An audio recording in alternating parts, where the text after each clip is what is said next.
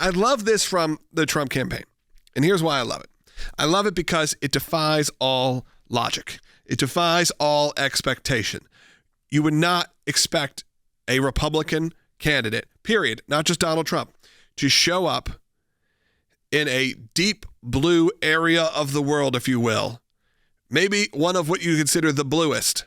Now, that being said, New York on a individual level or on a state level or on a city level has voted for Republicans in very recent history, right? Whether that's in governors, whether that is with your mayors, whatever it is, there are a lot of Republicans that have come out of New York. It just never really makes it to the level of winning the state. But as one of our producers said, Lee Zeldin got really within striking distance. 8% is what the final tally was in the governor's race, and really was someone who it was a member of Congress. So within his district was probably well known and maybe in conservative circles, but not necessarily a household name. He was able to come within striking distance, really, of the governorship of New York at a time where you think the liberal agenda has such a stronghold on New York. And it does. It does to some degree. But there is some glimmer of hope when you start to see people show up and look at common sense policies, and that's what's making them reconsider maybe their affiliations. I think you do have to remember about New York. It's a little different than any other place in the planet, but specifically in America, which is even unlike in LA or California, New York is filled with a lot of people from a lot of different backgrounds who, and just such a mass amount of people.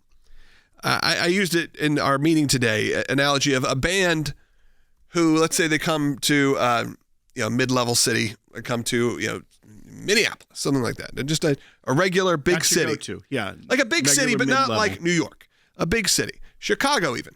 They may play a venue that holds 2,000 people, 3,000 people. Go to New York City, there's just such a huge amount of people within striking distance, within a few hours. Right. The concentration of people they could sell out Madison Square Garden.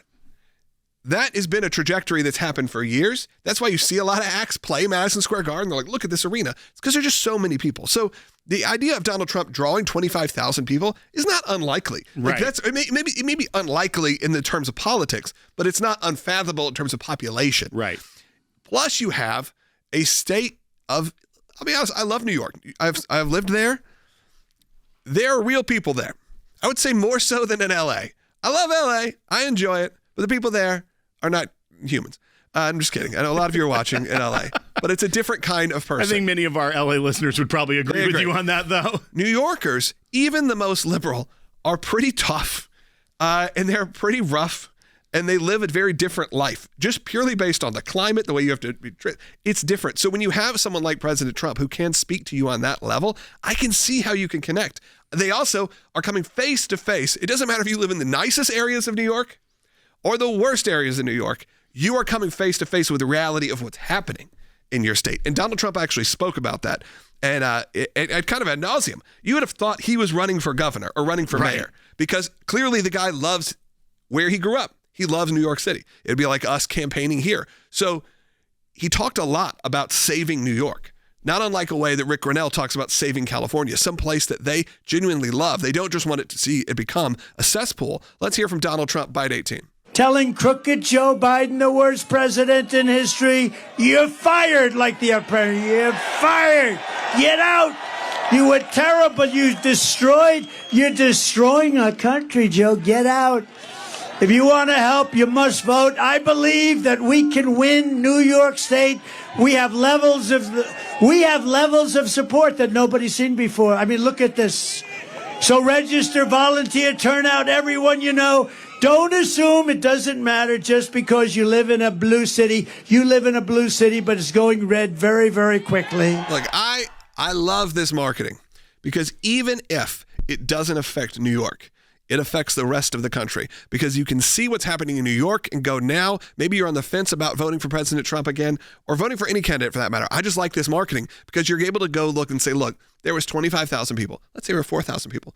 There are thousands of people that showed up at this event in an area where they know likely their friends, their neighbors, their representatives, right, like AOC, are going to be mad at them for doing so. Who was it? Someone said something like, if you even show up to this event. No, this is the governor of New York, Yes, Kathy Hochul. that's right, Kathy Hochul. Yeah, we should play this because I actually want to get everyone's reaction to this. So Yes. leave a comment or call in. And if you're one of our New Yorkers who are calling in right now, listen to this. Well, I'll tell you, it won't make a difference at all, Jake, and that is for Donald Trump to be the ringleader of and invite all his clowns to a place like the Bronx. New York will never, ever support Donald Trump for president. We know him better than anyone, and that means we understand what he's all about is just for himself. So this state will go solidly behind Joe Biden for president, as it has in the past. I mean, I could see the ad now. Your governor calls you a clown. I mean, that is what they could say, because you're just a clown for showing up to a political event. By the way, I've been to many political events of people I do not support. You know why? Because I'm an American. You know what actually campaigning used to mean? It didn't mean you would go see someone you were sure you're going to vote for. Right. You actually went to go see, do they say something I like? Back in Lincoln days or whatever it would be, because there was no, 24-hour news or news for that matter, except for, what was coming down the pike. The Pony Express delivering the paper. How dare they? Other than that, it wasn't like you could hear from the candidate and really know what they believed or see if you could connect with them. That's what campaigning is supposed to be. So did everyone that showed up to the Bronx, were they 100% behind President Trump? I mean, I would assume 98% of them probably were, but maybe there was a couple percentage of people who went down there and go, you know what? One, I want to see the spectacle. I know plenty of people, some of my more liberal friends, who went to Trump rallies just to see the spectacle. Right. Just to feel it, to see what people were talking about. And this was kind of the 2016 Trump era, I'd say. Just because he was a celebrity, it was interesting. But when a governor of your own state, which, by the way, we can probably pull the numbers. I'm curious of what the Republican percentage of vote is in New York. It's got to be probably getting close to the 50% mark. It's probably in the 40s, maybe even more so, that are supporters of, they're registered Republicans or Republican. So you're talking about the leading Republican candidate. And you're saying that anyone who even goes down to a rally is a clown. Give me a call. How does that make you feel? If that was my governor, I'm sorry. There's a pretty quick answer I would give, which is they're never getting my vote again. I don't endorse or not, but I don't live in New York, so I don't think it matters. You're not going to insult half of the population. That happened to Hillary Clinton. The basket of deplorables, whatever it was. That alone may have been one of the things that sunk her election, because you can't demonize just an entire half of the country as clowns or as evil or whatever it is. You may disagree with them politically, but how about we start learning how to disagree a little better? Let's go ahead and take some calls. Let's go to Lynette, who's calling on Long Island. You're on the air. Thank you so much for taking my call. And I am a Black woman who was born in Brooklyn and lived on Long Island all my life and voted for President Trump the first time and went to vote again in 2020 and with my mom, and saw the machine rigged to spit out 2 consecutive votes for President Trump. There are many, many, many more people voting for and in favor of him because we do know him, as Governor Hochul has said. We also know her. Yeah, exactly. I think that was evident by the rally last night, is that it wasn't what you would expect based off the narrative of the mainstream media, what a Trump rally would look like. And it wasn't, as the governor so eloquently put, him bringing his clowns there. It was actual residents of the Bronx, the very diverse, rich neighborhood within New York with a lot of history. That's who the people were, for the most part, there. Yes, I'm sure some people traveled from other boroughs to get there, but it was looked very representative of New York City, not of what the media wants you to think the representation of a Trump rally looks like. Yeah, exactly. So, I mean, if you're one of the clowns out there that attended this event, time to paint up. Put on the red nose. It's time. That'll be the new thing.